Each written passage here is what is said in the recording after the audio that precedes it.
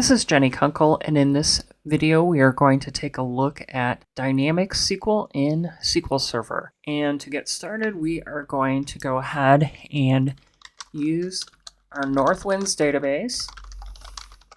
We want to go ahead and declare a table name variable, an index name variable, and a dynamic SQL variable. So we start with declare @table name and var here.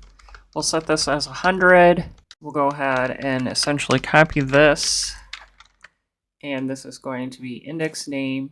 We'll set it as 100 as well, and then we want to go ahead and declare our @dynamic SQL, and this is going to be end varchar maybe 4000. That should be enough for what we're trying to accomplish here.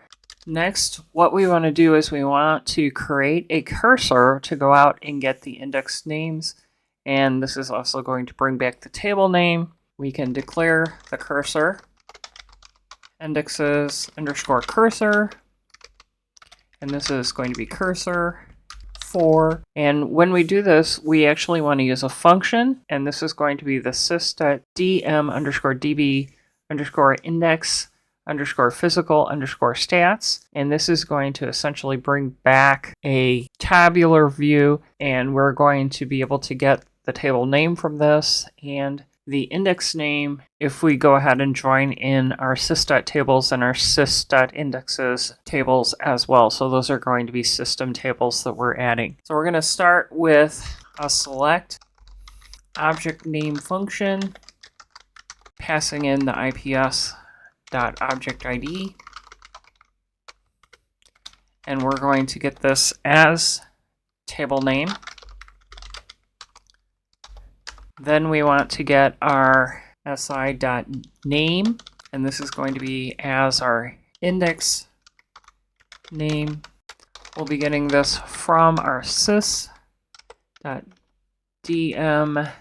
db index physical stats, and this is going to take in the database ID, so this is db ID, and we are going to pass in Northwinds, followed by a null, a null, a null, and then we want the detailed view of this, and we are going to alias this as IPS, join this to sys.tables, and this is going to be st, and we want to do this with no lock,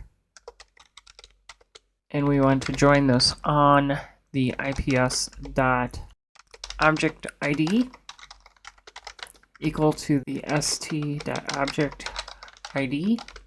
Then we want to go ahead and join this to the sys.indexes si with no lock, and this is going to be on the IPS.object ID equals si.object ID, and IPS.index underscore ID is equal to si.index ID, and we actually want to only get those where st.is ms shipped equal no, which is essentially 0, and we want to order it by 1, 2, and that's going to be our select that we do here.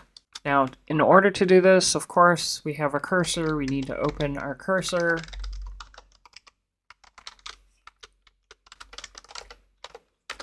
We need to fetch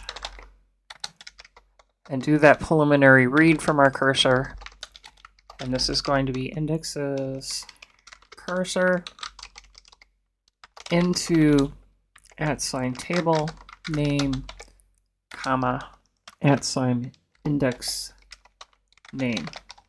Once we've done the preliminary read, then we can go ahead and do the while check, and this is going to be using our @sign fetch status, and we'll be checking to see if it's not equal to -1, and while it's not equal to -1, then we're going to begin, and do an end here.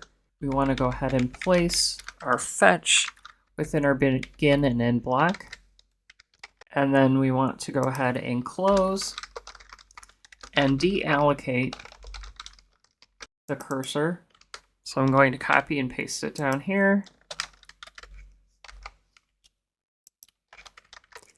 And now that I've got that done, the next thing we need to do is we need to actually do something here. And in our case, we are going to plan on writing a little script that can rebuild our indexes. And essentially, we're going to print out a message saying rebuilding index, and then give the index name, and then on what table, that message. And then we're going to create our dynamic SQL statement to actually do that command, and then execute that dynamic SQL in this begin block. So let's go ahead and let's print a message indicating we are rebuilding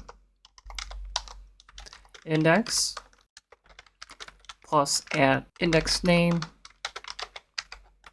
plus on table plus at table name plus, and then we'll just give it 3 dots. And that's going to be what we print out. That's going to give us an indication of what we're trying to do. And then we're going to go ahead and set our dynamic SQL equal to an alter index. And then we want to go ahead and add the quote name function around our index name.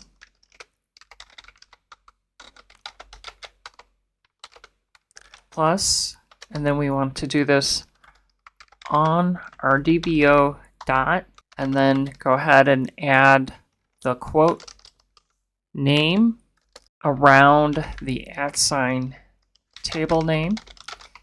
And for instance, what this quote name is actually going to do is put the brackets around the index name and the table name, and then that's going to make it safe, especially since we have one table that is defined as 2 different words, and that's the order detail. We have the rebuild, so put a space, rebuild, and we want to say with online equals off, putting in our ending semicolon for our statement, and then we're going to finish off our quote and then put our ending for this. I'm going to move some of this to the next line.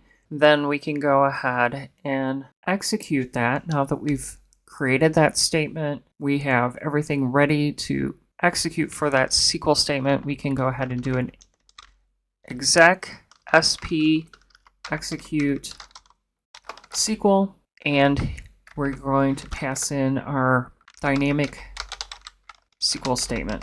So if we go ahead and select all this and run it, we should see that it's rebuilding all those indexes through the end. So every index that we have in the database that is not a Microsoft-based table. Those schema tables, the sample, are real tables, not the ones that were shipped with Microsoft. So we are getting all of those out for the Northwinds database. So this is our walkthrough for something that is dynamic as far as SQL goes. One of the things to note is you need to be kind of careful with dynamic SQL because we have SQL injection, and this is truly a case that you can generate SQL for, and it's a safe option because you're not necessarily having any user input. If you have user input, I've been working on systems where we get user input in, and based on the user input, then you would create your query with your where conditions based on that. And that's okay, but you have to be very, very careful. You have to use bind parameters, etc. when you're actually doing that query. And it gets a little ugly with dynamic SQL, but it can be done. Just a little caveat as far as if you use it to do something like that, that you want to be very careful of the SQL injection.